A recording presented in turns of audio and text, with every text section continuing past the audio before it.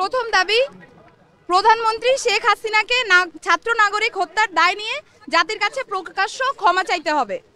দ্বিতীয় দাবি, আইন শৃঙ্খলা রক্ষাকারী বাহিনী ও দলীয় ক্যাডার এবং সন্ত্রাসী কর্তৃক ছাত্র নাগরিক হত্যার দায় নিয়ে স্বরাষ্ট্রমন্ত্রী আসাদুজ্জামান খান কামাল, সড়ক পরিবহন ও সেতু মন্ত্রী ওবায়দুল কাদের, শিক্ষামন্ত্রী মহিবুল হাসান চৌধুরী নয়ফেল, আইনমন্ত্রী আনিসুল হককে মন্ত্রী পরিষদ থেকে পদত্যাগ করতে হবে।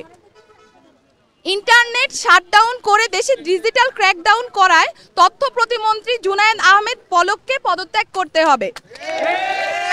আন্তর্জাতিক মিডিয়ায় শহীদ শিক্ষার্থী এবং আন্দোলনরত শিক্ষার্থীদেরকে ড্রাগ অ্যাডিক্ট বলে কুরুচিপূর্ণ ও মিথ্যা বক্তব্য দিয়ে এবং আন্দোলনকে ভিন্ন খাতে প্রবাহিত করার চেষ্টা করায় তথ্য প্রতিমন্ত্রী মোহাম্মদ এ আরাফাতকে পদত্যাগ করতে হবে।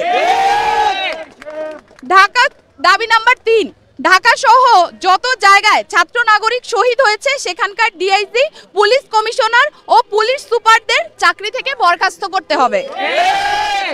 দাবি নাম্বার 4, ঢাকা বিশ্ববিদ্যালয়, জগন্নাথ বিশ্ববিদ্যালয়, জাহাঙ্গীরনগর বিশ্ববিদ্যালয়, রাজশাহী বিশ্ববিদ্যালয় এবং চট্টগ্রাম বিশ্ববিদ্যালয় সহ সারা দেশের প্রত্যেকটি বিশ্ববিদ্যালয়ে যেখানে ক্যাম্পাসে আইন শৃঙ্খলা বাহিনী কর্তৃক শান্তিপূর্ণ আন্দোলনে হামলা হয়েছে প্রত্যেকটি বিশ্ববিদ্যালয়ের ভিসি এবং প্রক্টরকে পদত্যাগ করতে হবে।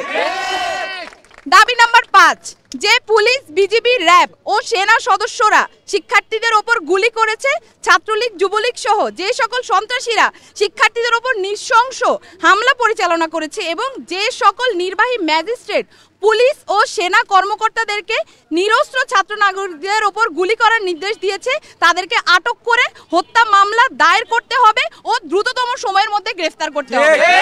দাবি নাম্বার 6, দেশব্যাপী যে সকল ছাত্র নাগরিক শহীদ ও আহত হয়েছে তাদের পরিবারকে অতি দ্রুত সময়ের মধ্যে যথাযথ ক্ষতিপূরণ প্রদান করতে হবে। দাবি নাম্বার 7, ঢাকা বিশ্ববিদ্যালয়, জগন্নাথ বিশ্ববিদ্যালয়, জাহাঙ্গীরনগর বিশ্ববিদ্যালয়, রাজশাহী বিশ্ববিদ্যালয় এবং চট্টগ্রাম বিশ্ববিদ্যালয় সহ সারা দেশের প্রত্যেকটি বিশ্ববিদ্যালয় এবং শিক্ষা প্রতিষ্ঠানে ছাত্রলীগ নামক সন্ত্রাসী সংগঠন সহ সকল লেজুর ভিত্তিক ছাত্র রাজনীতি নিষিদ্ধ করে দ্রুততম সময়ের মধ্যে নিয়মতান্ত্রিকভাবে ছাত্র সংসদ কার্যকর করতে হবে। দাবি নাম্বার 8, অবিলম্বে সকল শিক্ষা প্রতিষ্ঠান ও হলগুলো খুলে দিতে হবে। কারফিউ তুলে নিয়ে সারা দেশের সমস্ত ক্যাম্পাসে মোতায়েনকৃত পুলিশ, র্যাব, বিজিবি, সোয়াট এবং আর্মি তুলে নিতে হবে।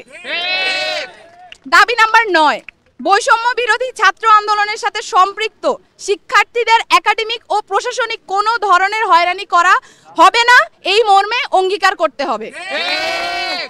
ইতিমধ্যে গণগ্রেফতার ও পুলিশি হয়রানির শিকার সমন্বয়ক বৃন্দ ও ছাত্র নাগরিকদের অবিলম্বে মুক্তি দিতে হবে ও সকল মামলা প্রত্যাহার করতে হবে।